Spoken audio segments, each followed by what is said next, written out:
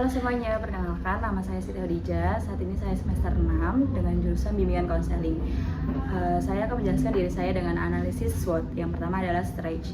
Stretch ini ialah kekuatan saya yang saya miliki, ialah saya komunikatif, kemudian saya fleksibel dan saya bertanggung jawab. Kemudian ialah weakness, saya mempunyai sifat pelupa yang seringkali saya akan melupakan salah satu jadwal saya, tapi saya dapat tangani dengan saya membuat planning ataupun saya melihat schedule hari selanjutnya.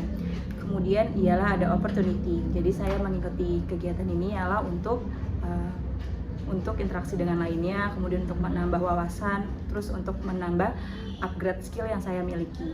Dan terakhir adalah treat-nya ialah saya membuat materi PPT sebelumnya saya sudah kirimkan, kemudian saya mempunyai kosongan pada laptop saya dan saya akan dapat tangani dengan cara meminjam laptop pada teman maupun ke warnet. Sekian, dan sekarang saya akan menjelaskan tentang penalaran matematika. Di sini ada satu soal, kemudian ada penalaran umum. Oke, baik, di sini kita bisa lihat soalnya, soal nomor 2. Kita bisa dilihat di sini ialah yang ditanya, keliling lapangan membentuk belah ketupat ABCD adalah akar 160 meter dengan sudut C-nya 60 derajat. Luas lapangan tersebut ialah, oke baik, saya akan menjelaskan per detailnya untuk mengetahui luas lapangan tersebut. Pertama, di sini kita fokus dengan keliling lapangan berbentuk belah ketupat. Kita dapat membuat belah ketupatnya, belah ketupat A, B, C, dan D. Di sini ialah saya membuat garis putus-putus. Garis putus-putus ini dinamakan ialah diagonal. Terdapat diagonal 1 maupun diagonal 2. Belah ketupat mempunyai sisi yang sama panjangnya. Luas lapangan. Luas lapangan berarti luas dari belah ketupat. Rumusnya ialah D1 kali D2 dibagi 2. Diagonal 1 dikali diagonal 2 dibagi 2. Kita di sini ialah dikali keliling. Artinya rumusnya diagonal 1 kali diagonal 2. Berarti kita harus mencari diagonal 1 ini berapa, diagonal 2 ini berapa. Dengan cara kita cari sisinya dahulu. Mencari sisi, masukin rumus keliling. Rumus keliling itu ialah 4 dikali S. Kelilingnya dapat 160, berarti akar 160 sama dengan 4 dikali S. Setelah itu ialah pemecahan akar. Pemecahan akar dari 160 ialah akar 16 kali 10 sama dengan 4S. Akar dari 16 ialah 4, berarti akar 10 sama dengan 4S.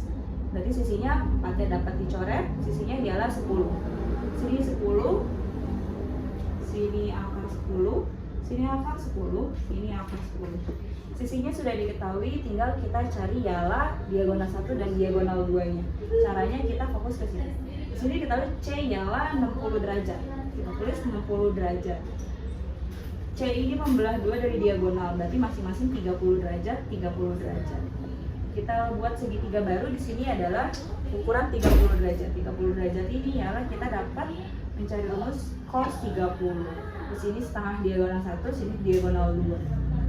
Kemudian dari sini kita dapat cos 30 ialah setengah dibagi diagonal 1. Kemudian akar 10.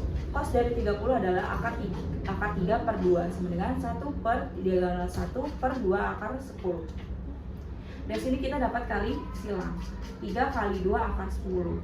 Kita tulis akar 3 kali akar 10 sama dengan akar 30. 2 akar 30 per 2 sama dengan akar 30. 2-nya kita dapat coret, kita dapat akar 30 untuk diagonal 1. Untuk diagonal kedua kita hitung dengan sin 30. Sin 30 depan per miring. Ini dasar trigonometri. 1 per 2 D pangkat 2 per akar 10. Kita dapat buat 1 per 2 sama dengan 1 per 2 akar 10 D2. Tinggal dikali silang seperti awal, 1 kali 2, 2 akar 10 bagi 2. 2 akar 10 bagi 2, 2-nya coret, kita dapat akar 10. Sudah dapat kita ketahui diagonal 1, diagonal 2-nya ialah akar 30 dikali akar 10 per 2. Akar 30 kali 10 sama dengan akar 300 bagi 2. Pemecahan akar 300 sama dengan 100 kali 3. Akar dari 100 ialah 10, akar 3 tidak ada, tetap dalam akar dibagi 2. 10 dibagi 2 ialah 5. Dapat kita ketahui luas dari lapangan ialah 5 akar 3 cm. Kemudian kita beralih dengan soal penalaran. Adalah soalnya Kebiasaan tidur dengan posisi tengkurap dianggap buruk bagi kesehatan karena dapat memberikan tekanan pada bagian punggung dan leher, mengakibatkan nyeri. Selain itu, tidur tengkurap juga dapat menyebabkan kesemutan. Meskipun demikian, tidur tengkurap dapat membuka saluran pernapasan sehingga dapat mengurangi dengkuran. Berdasarkan informasi tersebut, manakah yang pasti benar? Di sini kita dapat kuncinya ialah pasti benar. Kita lihat teksnya. Kita analisis satu-satu. Yang A, orang yang mengalami kesemutan tidur posisi tengkurap. Di sini ialah orang yang mengalami kesemutan tidur dengan posisi tengkurap. Sebenarnya ini salah ya, karena tidak semua orang kesemutan itu tidurnya tengkurap. Orang yang kesemutan itu bisa dengan saraf sensoriknya atau posisi duduknya yang terlalu lama.